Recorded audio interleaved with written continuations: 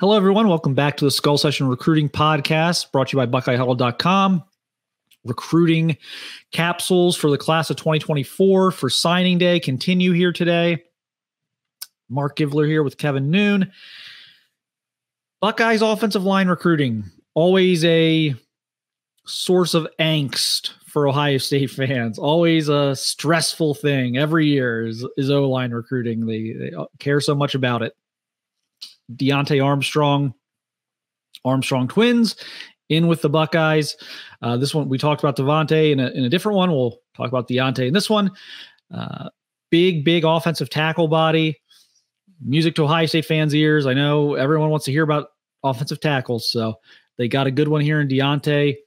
One of my big risers their senior season in Ohio. I had him as like a borderline, maybe top 10 to 12 guy coming into the year. I actually think he's like a top 5 or 6 guy in Ohio. I think there's a lot of physical upside there, and we started to see that realized, especially this year. But again, like sophomore year, doesn't play a ton of varsity. Looks like almost a wide receiver when we see him at camp. Comes back as a junior. He's a little more bulked up. And you see him as a senior, and he's like 285, 290 pounds right now. So he is right about at that ideal weight that you want him coming in as. Kevin, you've seen a lot of Deontae as well. What do you see here? And did you notice, did you see enough improvement here going from kind of like project sophomore to now senior who's about to step on Ohio State's campus?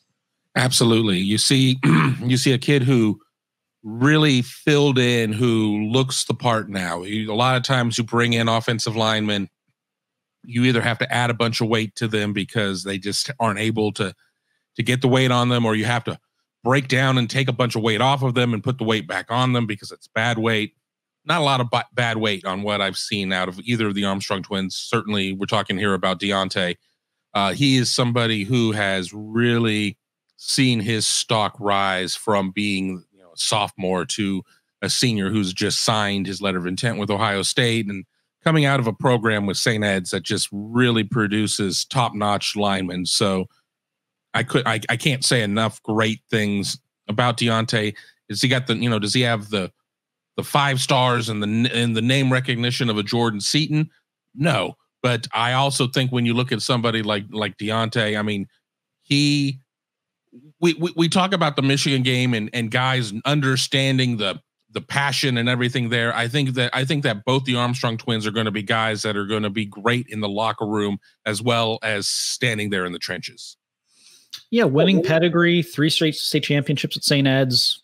Just did a great job his senior year. I watched him multiple times this past fall. And again, I said this about Devontae. I think it's even more true about Deontae. Just the improvement from sophomore year, project skinny. Now he's getting bigger. He's getting tougher. He's moving guys in the run game more. He's plays with an edge. St. Ed's doesn't throw it a ton, but I do like his pass sets. He's got great feet. He's super athletic. I thought he did a great job playing with a better pad level this year. He's 6'7", so a lot of these taller guys they have a trouble kind of playing with a lower pad level and getting those pads down at contact, and getting maybe playing a little too upright. I thought he improved in that tremendously this year. Definitely a natural got that knee bend, that hip flexibility. I think people are looking for in tackles. You're handling these speed rushers coming off the edge. You got to be able to move. So I thought he did a really good job this year in all facets of the game. And just one of those guys who, again, you're looking so much at upside with offensive linemen. I mean, and you're looking for upside at all positions to an extent, but offensive linemen are generally the furthest away as true freshmen from what they're going to be when they leave your football program. And so you're really having to do some calculus on what they're going to be 2-3 years into your program versus maybe a running back who you might expect to play for you right away, or a wide receiver. And I love his development curve. I love his upside. And again, I think he's one of the top 5 or 6 players in the state of Ohio this year. And I think he's it was a great year for Ohio State for Ohio in terms of offensive line depth. There were 10, 11, 12 guys, like Power 5, like legit guys that Ohio State had to sort of sift through and decide who they wanted to offer. And obviously he was one of them.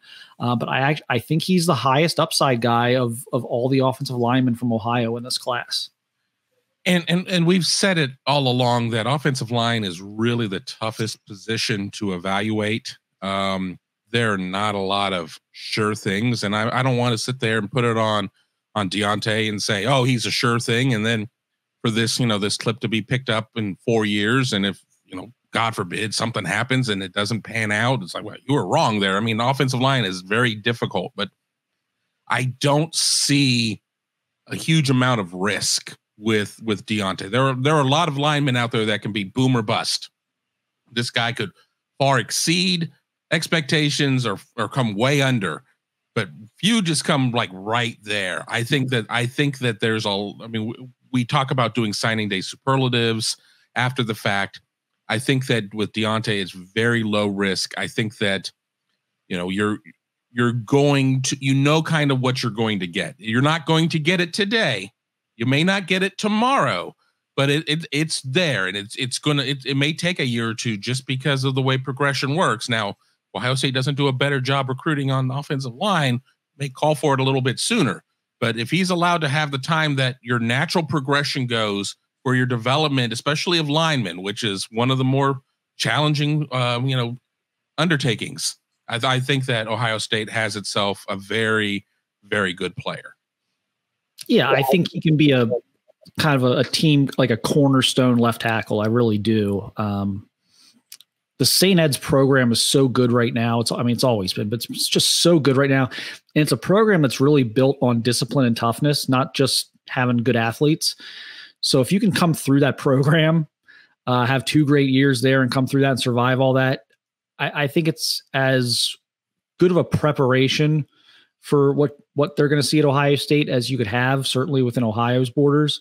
Again, just dedication to weights, dedication to just the whole thing is so demanding there. And I think when you're a leader like that, like he is to come through that program, I think it's very hard to project him as a miss. I mean, it feels like something that's going to be successful. So I've been really high on Deontae for a while now. And so I think this is a big pickup. I think, he's coming into a decent situation as far as the tackle room. There's not so much there that if he's actually ready to play his first couple of years that he's going to be totally blocked, but he's also not being thrust into a situation where he's got a problem, because they do have both starting tackles coming back, barring something insane happening in the next few weeks.